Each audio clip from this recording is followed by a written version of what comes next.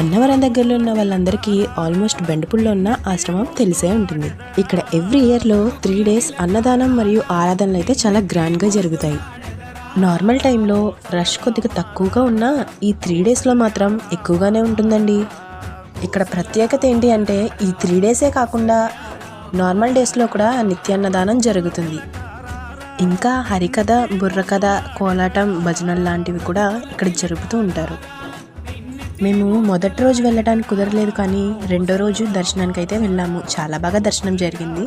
సరిగ్గా మేము దర్శనం పూర్తి చేసుకుని బయటకు వచ్చే సమయానికి కోలాటాలు మరియు భజనలు కూడా అక్కడ జరుగుతూ ఉన్నాయి.